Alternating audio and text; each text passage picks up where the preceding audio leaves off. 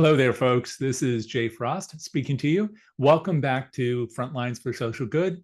And today we're going to begin with, of course, a bit of news, including a federal judge's ruling on the U.S. foreign aid freeze, how it's impacting nonprofits, and how some are stepping in to fill the funding gap.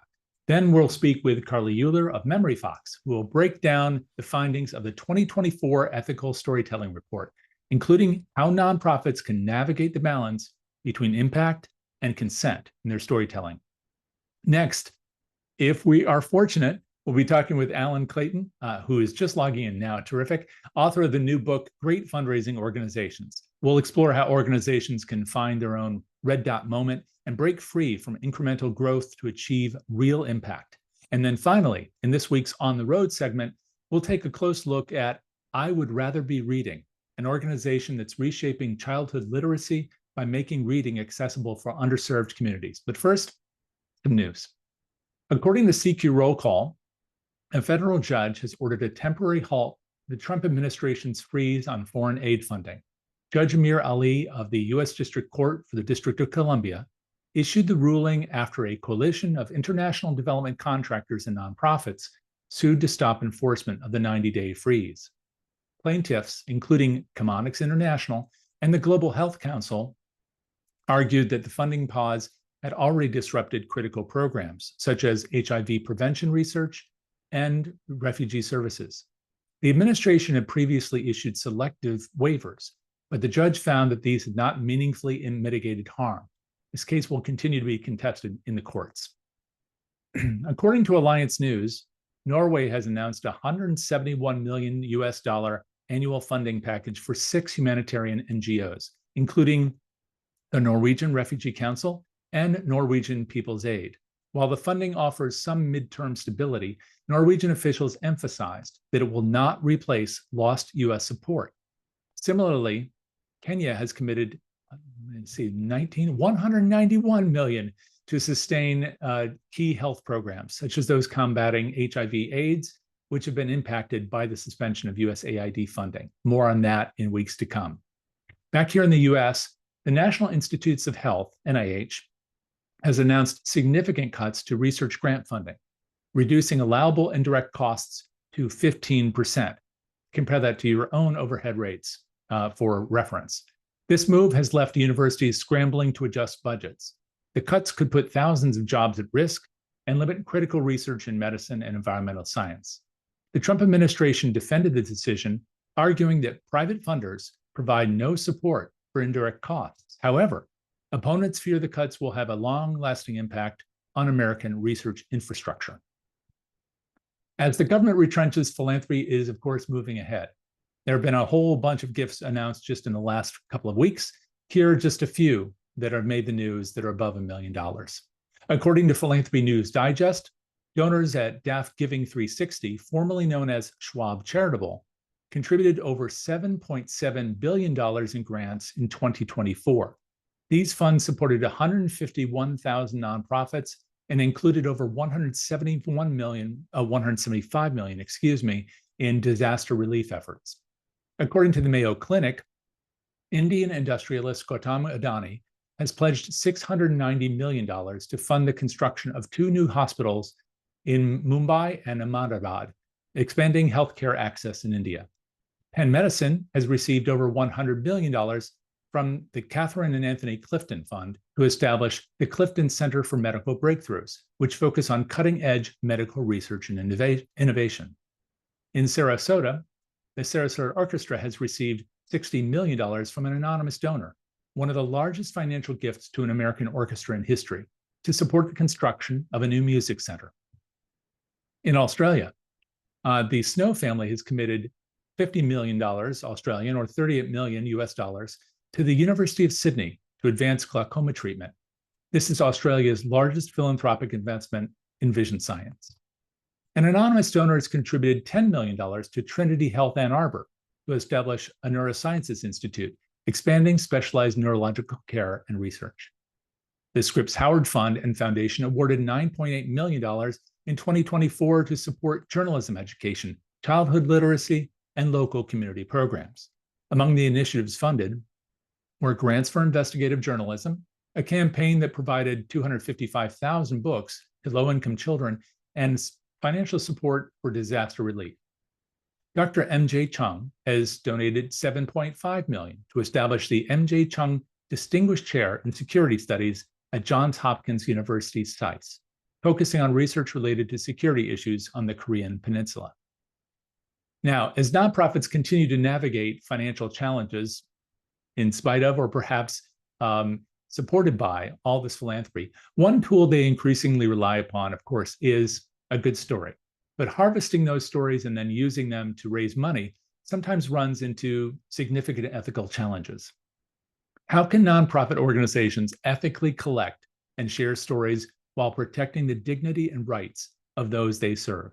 To explore that, we turn to Carly Euler, Marketing Director at MemoryFox, and one of those behind the 2024 Ethical Storytelling Report. Carly, thanks so much for being here. Really a pleasure to have you. Hello, thanks so much for having me. I am so excited to talk about the report with you today. I can't wait to hear more about it. You've given me kind of a preview, but I think for most people who are watching this either live or later have no idea what the report is all about. Can you start by just talking about the origin of this report? Absolutely. So here at MemoryFox, we used to do a lot of presentations in 2023, virtual, in person, webinar style, and we loved talking about storytelling, right? Like you already mentioned, we love talking about video storytelling, how important it is, how to do it. But we found that during the Q&A section, a lot of people would ask us something along the lines of, okay, but what do I do if the people I serve have sensitive stories? How am I supposed to collect and share their stories? And we really didn't know what to tell people when they asked us this question. So we decided we wanted to commit to learning as a team here at MemoryFox. And we felt like because so many people were asking us these questions, that must mean that other people were looking for answers too. Now, I know people probably need to know a little bit about MemoryFox in order to understand that context as well. Sure. So MemoryFox is a technology platform that is built specifically for nonprofits to collect, organize, and share impact stories. So yeah, we work with a lot of nonprofits to get stories from their donors, from their volunteers, from their people that they serve in their programs. And now we are really committed to making sure that the process that we take when doing so is ethically sourced. I was going to ask you about that. When you are providing a platform for people to collect stories, what kind of guidance can you provide, especially as a technology company? I mean, on one level, I guess it's instruction, but then they probably need some guidance or coaching along the path. Yes. So that is kind of the big thing, right? There's a lot of consultants that are doing great work sort of with the education piece of how to collect stories or even to interview in a trauma-informed way. Lots of really great informational, like educational information out there, but there really wasn't kind of a technology tool that had really harnessed that and started to implement those strategies. So the very first thing that we did here with MemoryFox is that we have consent built into every single campaign where someone can collect a story. So there actually is no way that someone can submit a video, photo, or written testimonial without giving consent prior to doing so. And we find that that really helps the storyteller share exactly what they are hoping to share with the community, with the nonprofit in particular. And they can feel comfortable with their submission, knowing exactly how they're planning to share it and how they're planning to use their story. So definitely having consent be a part of the story collection campaign is the number one way that we help people be more ethical with their story collection. But there's quite a few other features as well that really kind of support ethical storytelling, but definitely consent's number one. Why is consent? Why has consent become such an issue in this particular discipline? Because of course it is in many other parts of the culture. But have we run into situations where organizations collected stories in a way that it was without informed consent, without the legal permissions, without the documentation? What were the instances that caused us to say we need to make a change? So I love that you asked that question. I actually think it's sort of twofold. So number one, the kind of the first side of things is that nonprofits are held to a higher standard. We already know that when it comes to financial documents, when it comes to making reports to, you know, the federal government, but it's nonprofits are held to a much higher ethical standard for everything that they do, and that does include storytelling. So just by virtue, that is more important to be transparent about how you're collecting stories, because that is going to impact ultimately where people decide to give their dollars. But then kind of the other side of things is that we're seeing this storytelling revolution where people are maybe 5, 10 years ago, maybe more so 10 years ago, kind of poverty porn was the normal way that people went about collecting stories. They sought the most sad stories, things that were going to really make people sob or make people cry or relive kind of the worst days of their lives. And then we took their stories and we would put them in front of people to elicit those same emotions from them in hopes of them giving funds. But, you know, I'm pleased to share that a lot of nonprofits are moving away from that, because when you work at a nonprofit, you usually want to help the community that you are serving as part of your mission. And kind of those long-term effects of leaving people in sort of re-traumatized after you've interviewed them, or leaving them in a state where they are sharing things that maybe they actually were not comfortable sharing in front of a large group of people, especially now as the internet has taken over. It's sort of a different way to tell stories where we're no longer going to prioritize the donor over the actual storyteller. Yeah. Can you talk about some of the major findings of this report and maybe the scope of it as well? Yes, I'd love to. So the report is sort of broken down into two sections. So it begins with this survey that we conducted that we asked nonprofit professionals to answer a bunch of questions to try to understand how are people feeling about the current state of ethical storytelling. And then the second portion of the report is a collection of questions that we sourced from nonprofit professionals, along with answers that we sourced from thought leaders and ethical storytellers within the nonprofit space currently. So kind of if you're looking for answers, you can definitely download the report and find some really actionable things to do. But really, I thought I'd love to share a few results from the actual survey portion. So kind of maybe the most interesting thing that I found when conducting the survey, and perhaps not in a good way, is that we here at Memory Fox, like I already said, we think that consent is the most important part of ethical storytelling, and individuals that were surveyed definitely agreed. By far, they agreed. It was actually 81% of people surveyed said that they extremely agree with that. They think that is absolutely true. However, the sort of shocking part here is that when you ask that same group of people, do you feel like consent is important to your organization? Or do you feel like your organization has currently a solid system to collect consent when it comes to storytelling?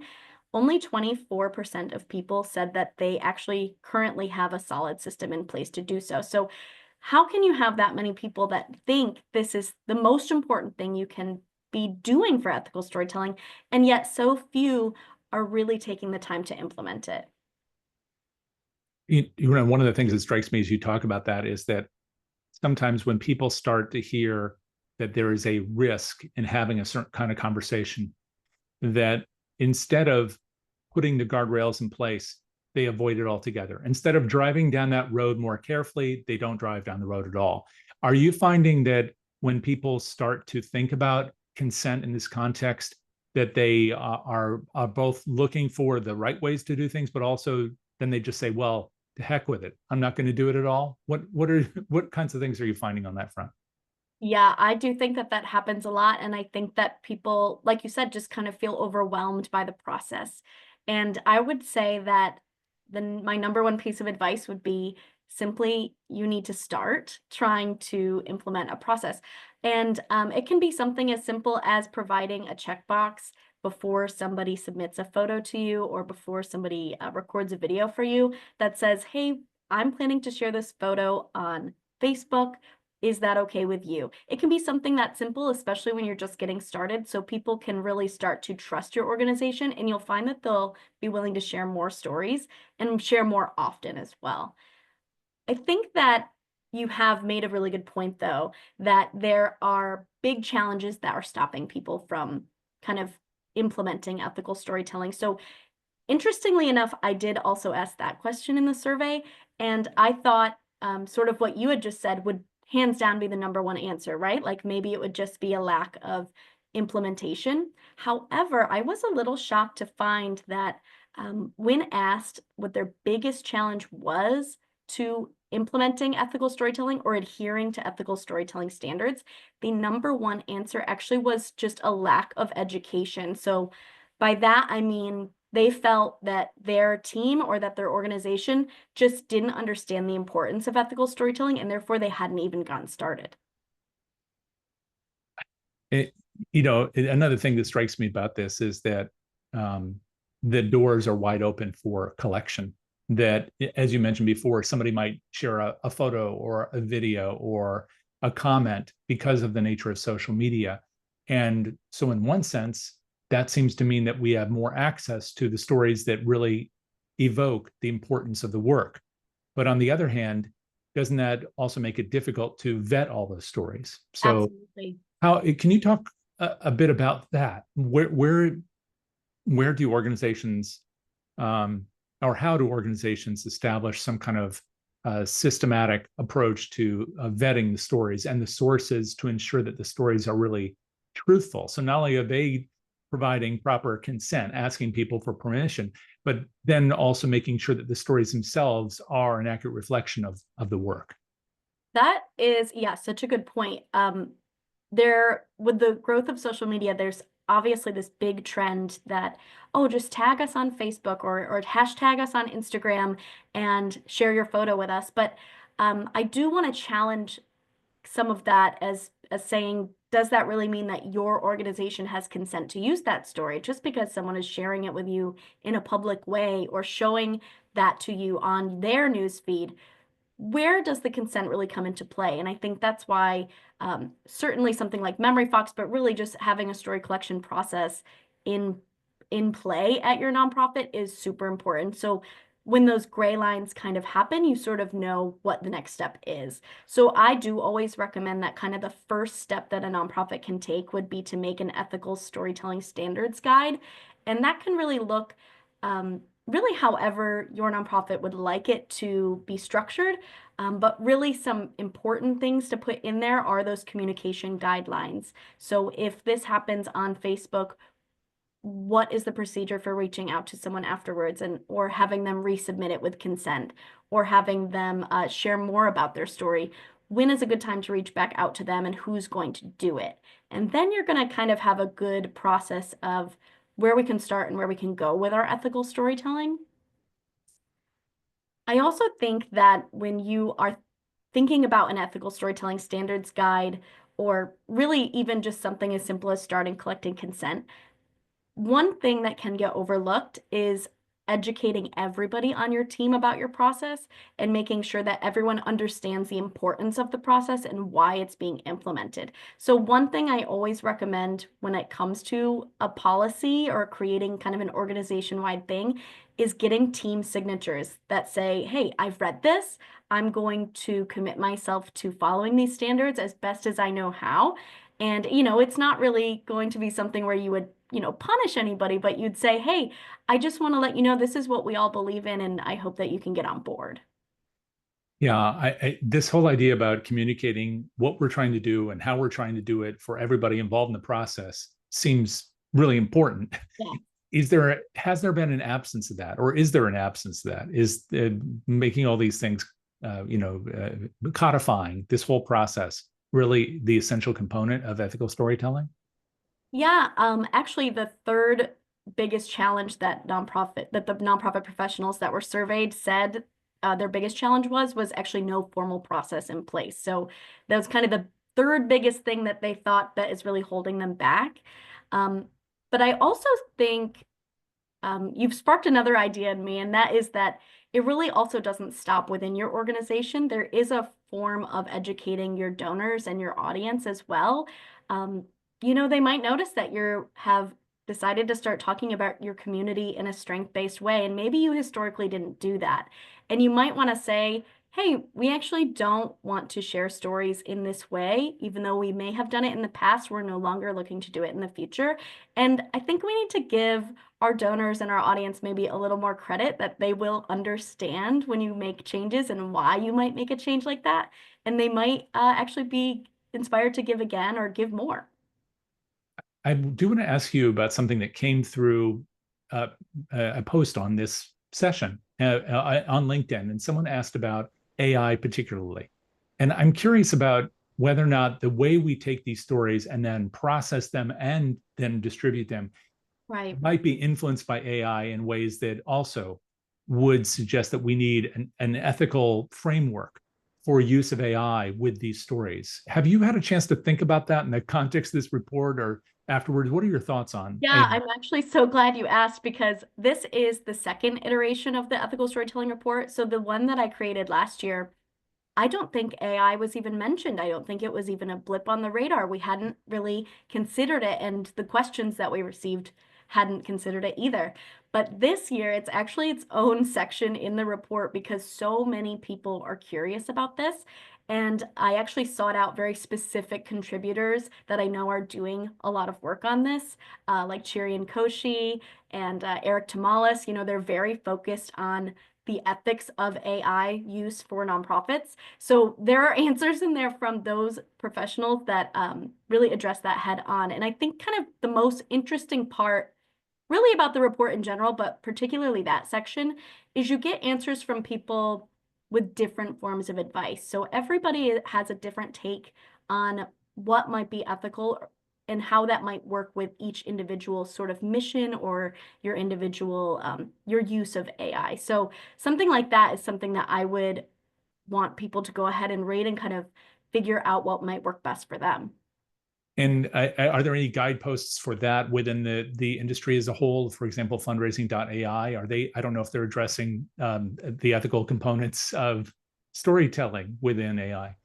Yeah, I think they definitely are. And you see especially that coming up a lot when it comes to creating composite stories or a story that kind of takes elements from several different people that you may have worked with at a nonprofit and how that might impact what the final outcome might be. I think of course, it's not an easy answer, but my advice would be that if you are planning to kind of generate something using AI or maybe reformat something using AI or a photo or a video that is related to an actual story that you have, you really do need to go back to that original storyteller and get the final consent before you post something that has any sort of indication that it is their story. And that is kind of a way that you can hopefully try to mitigate any issues in the future, but that is that's definitely a big pillar for us to go back and ask for approval. Yeah, I wanted to ask you about that because AI is just another way we have of recasting stories that we are hearing, seeing, imagining, and humans, of course, make mistakes. Not only the AI that we utilize for this process. So whenever we're casting a story, it sounds like you're saying we need to go back to the people who lived that experience and then get their feedback. What are the ethical kinds of concerns there? Are there times when we've brought their story back to these people that they've said that's not who we are, that's not really true, and if so, what are the ways that you might advise organizations to think about the next step in ensuring that a story, which by its nature is that of an author, not of the lived experience necessarily, is something that is an appropriate use of that story? Yeah, that's obviously a great question because like you already said, there's so much bias that we're not even maybe intending to go into that story when we're sort of rewriting it or making it our own in terms of sharing it later. Um, Definitely, if you can use direct quotes as much as possible, that is one way to sort of try to avoid adding extra biases, or especially an AI having any issues with that. But kind of another thing I would say, well, that is a complicated question. I'm trying to think of definitely the going back and asking for approval and being okay if they say no, and trying not to make people feel like there is some sort of power structure in place where they must say yes, or that there's a deadline that you need to hit and that they feel pressured to do so. I guess maybe I might also add that we have also implemented a consent removal option. So if at any point somebody has shared a story that they no longer would like shared, they have a chance to remove that story from Memory Fox, but also a commitment to us removing it from anywhere that's public facing. So maybe something like that could also help implement, if something does get out there that people are maybe unhappy with after it's been published.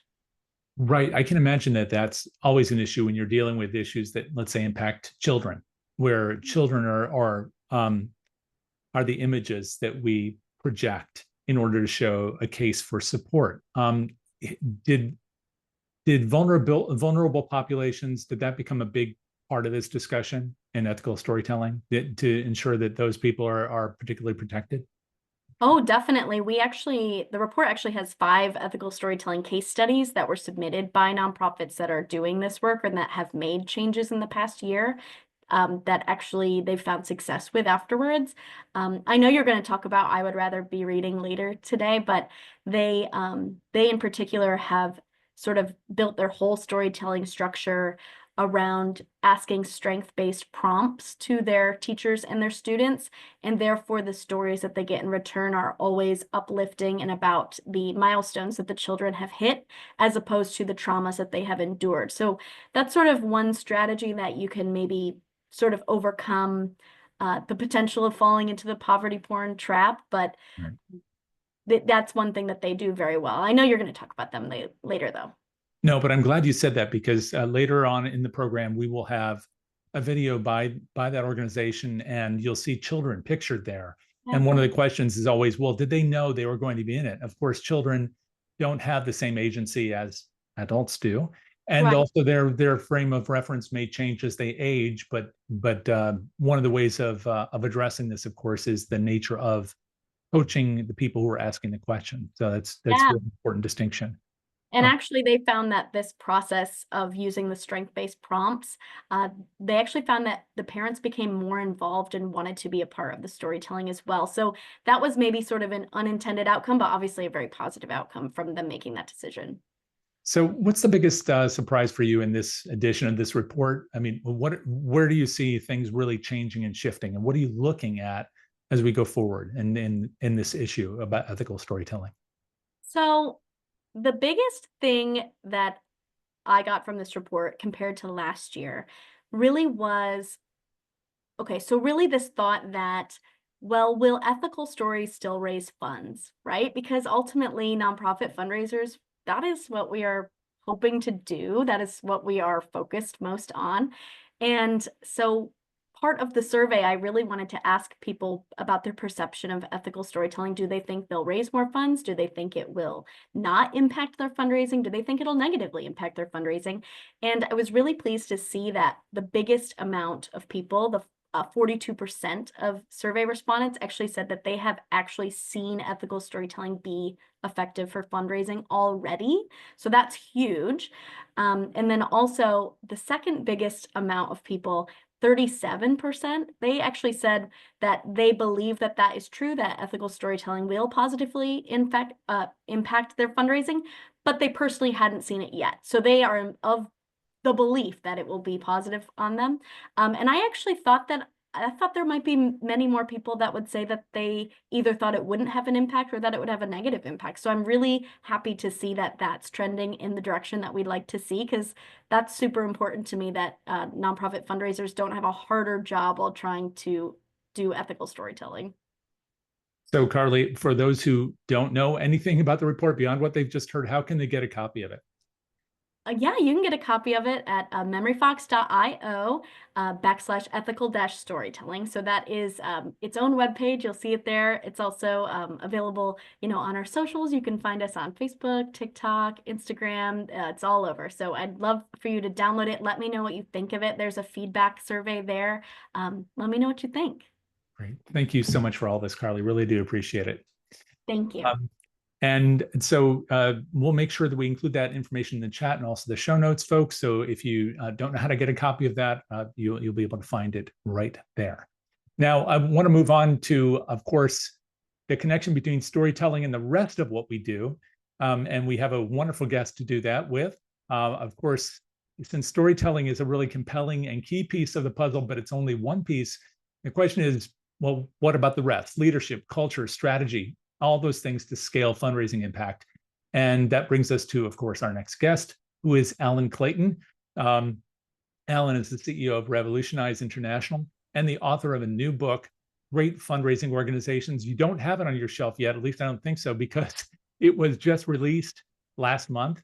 The subtitle is Why and How the World's Best Charities Excel at Raising Money. It's published by Wiley. And if there's a person who knows about this subject, it's Alan Clayton. Alan and his team have spent over 20 years studying more than 500 organizations, from global giants like UNICEF and WWF to grassroots movements and niche nonprofits. So today we'll get a tiny window on what they have found. Thank you so much, Alan, for being here. Hi, Jay. Thanks for having me. Good to see you. It's great to see you. And I don't know where you are. First, I should ask you that. Where are you? At the moment, I am in a small hotel beside Loch Lomond in Scotland. I wasn't sure which continent you might be on, which is why I asked. Yes. So, Alan, there's a lot to talk about here, but first, let me just ask you about the book. So I want to make sure I'm right about this. First of all, when was the release date? The release date was 29th of January. And so it's been out for a couple of weeks now. Yeah. And could you give us kind of a thumbnail sketch about the work, what inspired it, and what, the basic thesis, if you will? Yeah, absolutely. We set out 12 years ago on an observation that you'd have two nonprofits, for example, very similar to Jim Collins' observation in the commercial sector, that would be serving the same or similar mission in the same market. And we studied those couplets. So, for example, I won't name the organizations here, but two of the couplets were two children's nonprofits in the UK with very similar missions, raising money from the entire population. One was raising 220 million British pounds a year. One was raising 8. That's not the market. It's not the mission. That's something internal. And we had a gut feel based on 10 years of previous work that leading a growing fundraising nonprofit was different to leading a normal organization. There were differences involved. So we set out to study it. I didn't know it would take 12 years to report. I thought if someone had told me it had taken 12 months, I don't know if I'd have started on it. But we started doing that with our small group, just organization by organization, doing in depth. And then Professor Adrian Sargent, who many of your viewers will be aware of, he suggested we get it researched academically. So we funded that research through Professor Sargent and his team. One thing led to another. 5 rounds of academic research. Why do some organizations transformationally grow their fundraising while others don't? Repeated it in multiple countries to make sure that it stood up outside the sort of Western fundraising giants, which it did.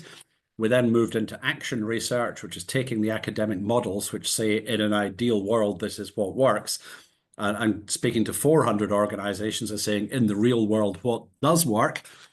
From that, then creating a repeatable model of how to scale it, put that to work with 100 organizations and wait 5 years for the results. So that's what took us 10 years from beginning to end. And I think we now consider we've proven it with 12 years worth of data. So it was time to publish. Well, take us back to those 12 years, though. I mean, was there something that really inspired this whole thing? Yeah, there was. A moment. Absolutely. There was a story, and a global INGO called, at the time, it was called WSPA, the World Society for the Protection of Animals. And during my agency career, they had been a a client for many, many years. And when I exited the agency, I was invited back in to do some seminar work with them. There was a lot of internal conflict. There was conflict between my agency and the client, and results were, quite frankly, falling off a cliff. Mm-hmm. And we were given a brief by the director to sort this, whatever it takes. Don't worry about formal agenda. Don't worry about people backing off. Don't worry about sensitivities. Get everybody in a room and get this sorted. And I saw something for the first time, which was a 3-day seminar, which started off full of emotion, unrestrained emotion that was pointed internally. So anger at each other, frustration at internal systems, resentments about other departments, and a lot of emotion pointed inwards. And over 3 days, the force of that emotion was redirected. So by day 3, there was still the same emotional intensity, but it was pointed at the problem the NGO was trying to solve, which is, human beings that are cruel to animals. So that the energy of that, emotion and the intensity shifted from looking inwards with resentment and frustration to looking outwards with determination. What then happened was remarkable. The last hour was spent copywriting verbally, people throwing around ideas for appeals. The fundraising team from WSPA took that away, and in 1 year increased their revenue by 294% with no additional investment into fundraising. It was just a change of culture, change of communications, change of pace. And it was the insight from that seminar that set off. Now, what I now know 10 years later is that transfer of emotional energy from looking internally to looking externally is the key to fundraising growth. And that sounds very, very big picture, but that is absolutely the key. But we didn't know that at the time. I just saw it happen once and was, quite frankly, amazed that without the additional investment, the same effectively base of donors, they could achieve that. And it wasn't small beer, it was tens of millions of dollars. It was it was significant. So that was the one moment in time where I said there is something different about a fundraising organization. We've got to try and unpick what this is. It was remarkable. I'm trying to imagine what all the pent-up frustration and anger was about, and then how that was that opportunity then was able to be kind of a catalyst for then taking maybe some of the messages that were learned there and then spending them outward. Yeah, it took a long time to find out where the pent-up resentment and frustration was coming from. It comes from a lot of places, but I think I can summarize it with one insight now. So the great fundraising organization, the organization that grows transformationally and impacts its mission, operates as two businesses with one governance structure and one mission.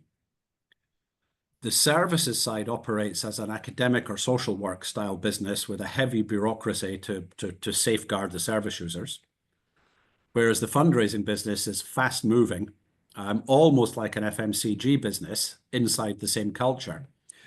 One business exists to meet the needs of the service users. One business exists to meet the needs of the donors. And they're different. They're mirror image of each other. They're not the same needs, even if the service user and the donor are the same person. And the two businesses are very, very different. If you really look back through the history of fundraising in the 50s, 60s, 70s, and early 80s, we knew this. Yep. Somewhere in the 1980s or the 1990s, what the nonprofit sector did was look to the private sector and to big agencies and consultancies and gurus and say, make us better. And they said, you have to break down silos. You have to stop operating independently. You have to be one business with one set of messages and one culture. And that has created most of the problems we see in professional fundraising today. Because the two businesses are different. To succeed, they have to have different cultures. They have to have different communications. And the investment strategies are always in conflict for priority with each other. If you try to run a fundraising business like a bureaucratic Public sector organization, you kill your fundraising. And of course, if you try to run your services like fundraising, you put your service users at risk. You cannot integrate them. You have to run them side by side, but be the best at both without compromise. And all the frustrations come from 30 or 40 years of trying to integrate two things that shouldn't be integrated. So, I mean, we're looking at one instance, but then pulling back and looking at 500 organizations and all that you've learned since. But I'm wondering who's running the chariot, because if you've got one horse that's the fundraising horse and they have to run the way they run, but then the programmatic horse has to do what but they still have to run, as you said, in tandem or parallel. So how do you run that thing? There's the unique skill. I like to talk in the big picture here. So the conflict with that is one business needs to be run on a servant leadership style. You get, so that the service user business, they need to work on consensus. They need to be in the detail. They need to be logical. They need to be risk averse. So the best culture for that is servant leadership, where the chief executive or the president leads that department by providing superior resources and freedom to the staff team. Fundraising works but grows better under transformational leadership, where you have a singular vision and you're driven with some element of hierarchy, not a dictatorial desk thumping, but a much crisper decision-making system. So you need a leadership that can do both. They can be servant leadership to part of the organization, and they can provide transformational leadership to the fundraising team. And then the ability for each of the two different cultures to respect each other, not to be the same, but to respect that they need to run differently. So that takes a particular type of leadership, and it is very close to what Jim Collins called level 5 leadership, except there's an extra layer on top. There is an authority in a great fundraising nonprofit, which is the purpose of the organization. And if that is clearly defined, and if that is clearly differentiated, and if it has a distinct ambition attached to it, then you can emotionally unite the two businesses, even though they behave with two different cultures. They can be emotionally united with the same aim and the same beliefs. Purpose gives the ethical framework for the service delivery department, but it also gives the single decision-making reference point, which gives the hierarchy of purpose as boss to the fundraising team so it can move at pace. So what you need is a chief executive who has the skills to be both a servant leader and a transformational leader, depending on which of the businesses he or she is giving their attention to in that moment. They also need the diplomatic skills to balance the respect between the two. And then perhaps the biggest challenge of them all, they've got to bring the whole board along with them. And the whole board's got to understand it as well. So really what you need is a uniquely skilled leader. It's a skill set that exists in no other industry. But what drives it is absolute personal belief in the purpose of the organization above everything else. I can imagine that recruiting for a role like that is very difficult, because you not only writing the job description, but then obviously finding someone who can marry those talents and ultimately can speak to the emotions of both those units and drive them forward, as well as the people who, at least here in the States, and I believe that's true also everywhere that you work, which is many places in the world, that the governance structure, those people actually, the CEO, the chief exec, reports to them. So have you seen examples of where, with that understanding that this has worked brilliantly, can you cite an example or two of how they've recruited for this kind of person, and that structure, both below but also above, if you will, has been very successful? I've seen it many times when in terms of recruiting the person to run the fundraising or development department. But I think your question is perhaps about the C-suite and the board. Right. I've never seen anyone deliberately recruit to that, but where I've seen huge success is when you have a very talented, humble, and dedicated person understand this and set out to train themselves. So 9 times out of 10, the chief executive has reached that role through the services side of the organization. They're programmatic experts, and that's often reflected in the board. So where they lack training or experience is in managing transformational leadership and financial growth. But where we see the magic is when that person understands something very important, which is a new ambition. So if you look at it from their emotional perspective, they really believe in saving animals or forests or feeding children. And they've got the top job. They've got the chief executive's job. And what more for that is there for there in terms of their career? I've now got as high in my chosen career as I can get. What's next? And then they come to understand that by learning an entire new skill set, they might be able to double, triple, or quadruple the revenue of their organization in 5 to 10 years, and therefore have a bigger impact on the purpose they serve than they ever possibly imagined. And when you get the chief executive, or indeed the board members, who are open-minded enough to say, I'm an expert in veterinarian science or in medical research or whatever, but I'm humble enough to realize I do not yet have the skills to transfer from the income, but I am talented enough to do so. So I am going to figure it out, and I'm going to go and learn the business skills to do this, not to go out and raise the money, but to lead the fast-moving fundraising team. Every time I've seen an individual take that choice to massively increase their ambition and accept that they need to educate themselves in order to do it, every time that individual has then stayed long enough, the income of the organization has transformed every single time. Let's talk then about the that vertical with the fundraising itself, Yeah. the kind of leadership that's most successful there. The vertical in fundraising, Yes. transformational leadership. When there's a crystal clear purpose and a crystal clear ambition, and everybody is lined up to try and achieve it. So the decision maker is the ambition and the purpose. Obviously, the embodiment of that is the head of department. So what that leads into is a consultative decision-making culture in fundraising.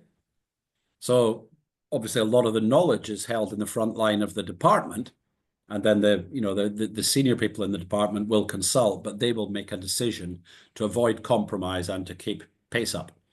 Whereas in the service user side of an organization, it's generally consensual decision making because that's necessary for the level of rigor that they require and for the emotional needs of the people.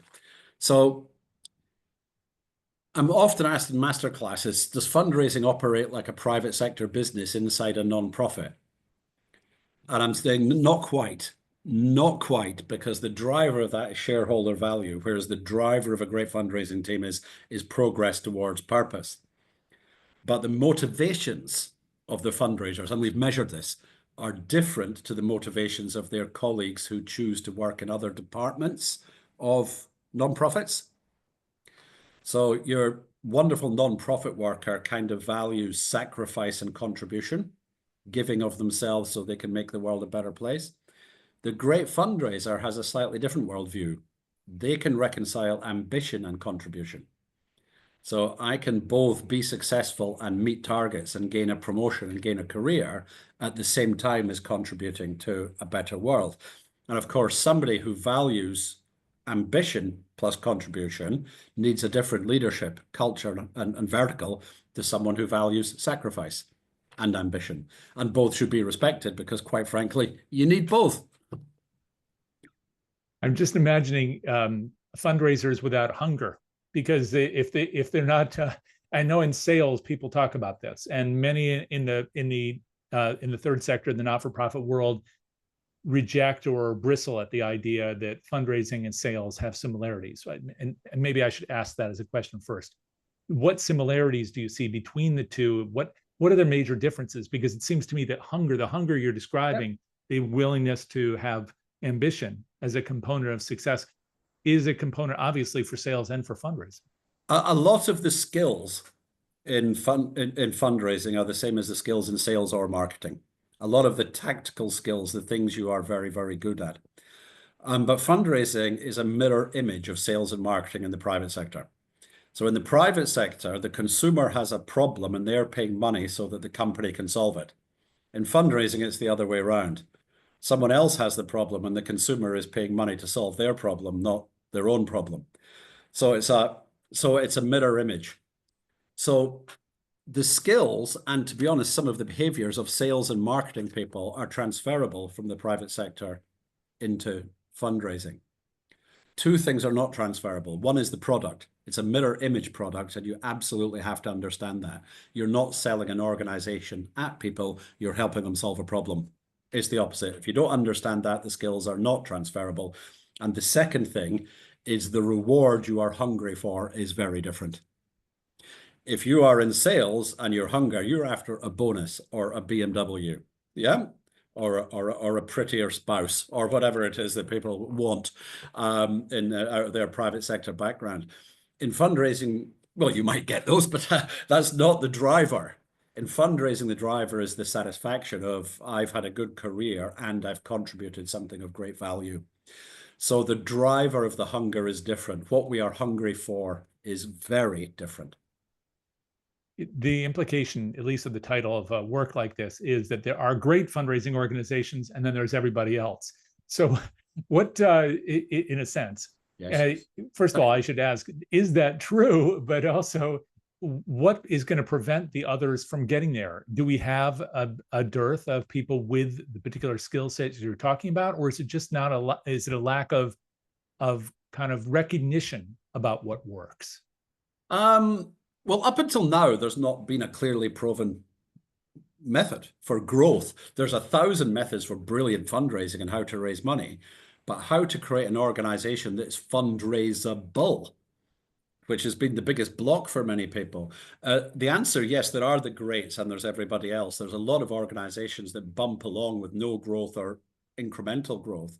And then there's a few standouts, and they really are standouts. And we've studied all of the standouts, and we've been blessed enough to be involved in creating a few over the last decade. I know exactly what stops an organization becoming a great fundraising organization. And it's not market saturation. It's not donor fatigue. It's not the state of the economy. It's when the wrong people in the organization have a combination of a big ego and a lot of fear. It seems like there's plenty of fear to go around right now. I mean, in the US, of course, we've got some issues with government funding, which makes up something like 20% of the organizations getting it. It's an issue all around the world, but our clients and friends in the US are having a particularly difficult time with that, yeah. So it puts a particular burden on organizations to adapt and to change. Change is hard, especially when they, let's say, have been following one culture, more the programmatic service leadership culture, which has many virtues, but applying that to fundraising, where maybe, according to what you're sharing, it may not be as successful. Well, it's a difficult situation. So it's too early regarding funding cuts in the US for us to report yet. We're obviously speaking to our American clients about it, and clients around the world that are affected by it. In a couple of weeks, we're identifying a situation that's very similar to what it was when the first lockdowns came in at the beginning of the pandemic. Great deal of economic uncertainty, definitely the loss of a significant chunk of money from the ecosystem that is non-profit land, and a lot of fear. This is where pragmatism and idealism come into direct conflict. So if you are a great fundraising organization and you are really pragmatic, what you say is, okay, it's a hard time right now, but certain things are happening. Is most organizations are going to cut back on their fundraising investment right now because they're very, very scared about their cash flows. But most people who make donations are going to be more motivated than they ever have been to give money, because they can see the damage being done by the removal of of grants. So you have an opportunity. If one is very cynical, you have an opportunity to gain market share at the expense of more fearful organizations. If one is more idealistic, you say, if you're brave enough to give the donors the opportunity to step into the funding gap, then you're giving them more opportunity to enrich their dreams in a way they've not previously dreamt was possible. The unfortunate dilemma then is you can say, well, we can certainly increase our fundraising market very rapidly by investing heavily into the vacuum, for sure. That takes a great deal of courage, but it also comes into direct conflict with the need to preserve one's programmatic work in the short term. So that then puts the leader in the absolutely unenviable decision of being the man or the woman with the lever on the trolley dilemma. Do I sacrifice the few to save the many? And for some of our clients, that's literally the decision to be made. It's very, very hard. We don't, of course, recommend to an organization what they do in that situation, but we can give them the data that says growth in the middle term is possible if you start right now, but that might cause you some short-term pain. Alan, thank you so much for this. I know that you've just given us a tiny sketch of what people can learn in this book. I want to encourage people to take a look. It's, again, great fundraising organizations, why and how the world's best charities excel at raising money. You can find out wherever you can find any book. But Alan, if people want to learn more about your work in general and the maybe a sample, how best can they do that? Yeah, best thing to do is just come in through our website, www.revolutionize.com. And I must point out it's revolutionize with an S, because even though we have many clients in North America, I'm from Scotland, so I spell it with an S. Thank you so much. And we can always use a little help with our spelling here. Alan Clayton, thank you so much. Really appreciate it. And in fact, you'll be able to learn a little bit more about Alan Clayton's story in our podcast soon. I know we'll have a conversation for that lined up. So thank you, Alan. Appreciate it. Thanks very much, Jay. Bye-bye. Now, folks, we're going to move on to, of course, our a really fun segment, which is On the Road. And that this week we'll be highlighting an organization that we talked about a little earlier in the broadcast. That's I Would Rather Be Reading, an incredible organization that's transforming childhood literacy by providing innovative reading programs to underserved communities. Their work is a powerful reminder that when a mission is clear and a community is engaged, transformational impact can follow. Let's take a look. Jack?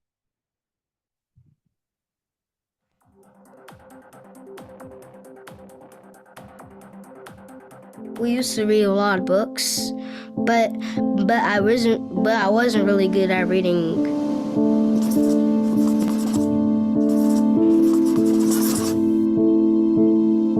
In Jefferson County, there's over 3,300 students who are suffering from housing insecurity, and the stress that has on kids and their development is huge.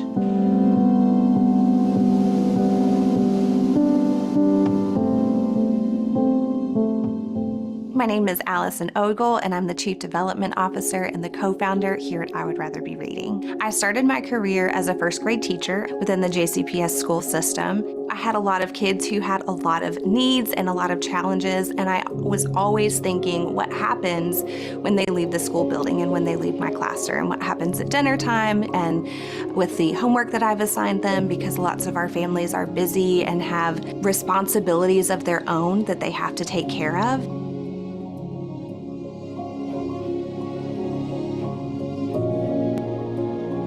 Thinking about why I Would Rather Be Reading exists, it truly exists as a support for our families and our students, so that there's a place for kids to go and they are getting fed nutritious meals and they are engaging in tutoring. I honestly feel like that I Would Rather Be Reading program is the best thing that's ever happened to my son.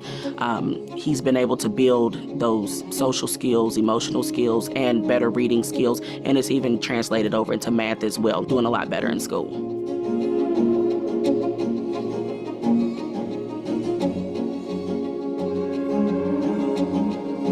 You feel a little bit 1 and 2. We learned how to fix our heart. We learned how to ask people for help if you need some help. If he doesn't understand and he just doesn't get it, majority of the time he won't say anything. He will just sit there and not do the work. The fact that he's been able to be with people who give him that confidence to say, I don't understand, is a big deal. That was something that his teacher actually pointed out. She was like, he's doing really good. His scores increased a lot, and I wasn't expecting them to increase as much as they did.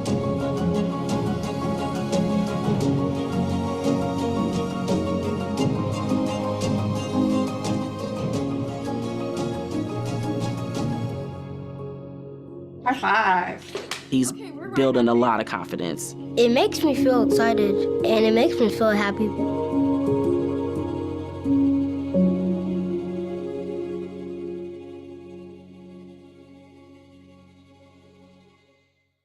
Our thanks to the folks at I Would Rather Be Reading, but also to Carly Euler for introducing us to that organization, and for both of them for letting us share that video with you today. You can learn more about them online, and we'll make sure to include a link in our show notes. That's a wrap for today's episode of Frontlines for Social Good. Thank you for being with us.